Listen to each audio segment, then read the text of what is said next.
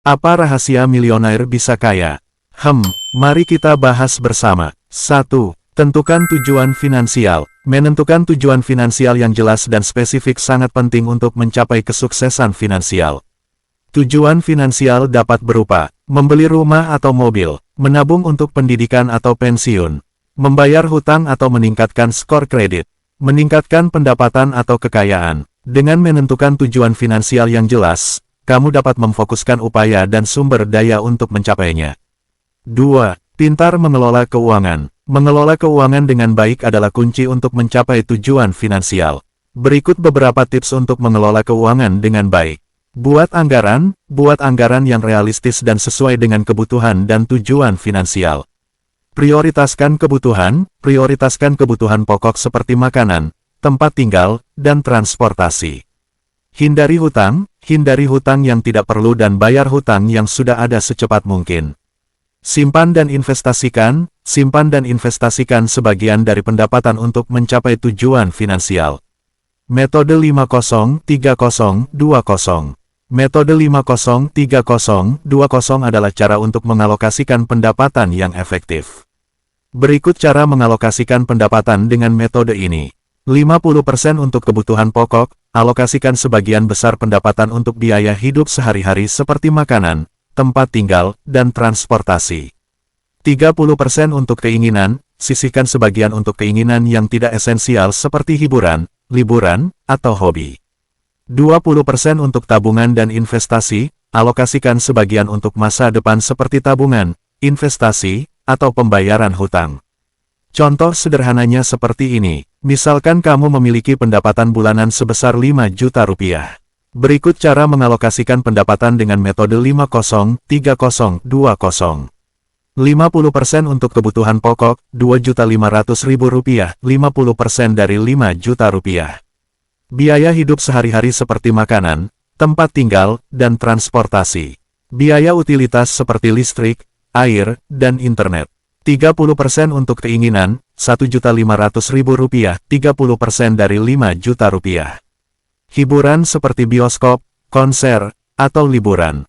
Hobi atau kegiatan yang tidak esensial. Pembelian barang-barang yang tidak perlu. 20% untuk tabungan dan investasi, Rp1 juta, 20% dari 5 juta rupiah. Tabungan darurat untuk keadaan tidak terduga. Investasi seperti saham, obligasi, atau reksadana. Pembayaran hutang atau cicilan. Dengan menerapkan metode 50-30-20, kamu dapat mengalokasikan pendapatan dengan efektif dan mencapai tujuan finansial.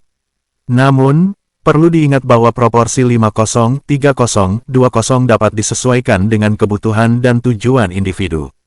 Tips: pastikan kamu memiliki pendapatan yang stabil dan dapat diandalkan sebelum menerapkan metode 50-30-20. Sesuaikan proporsi 50-30-20 dengan kebutuhan dan tujuan individu. Prioritaskan kebutuhan pokok dan tabungan darurat sebelum mengalokasikan dana untuk keinginan.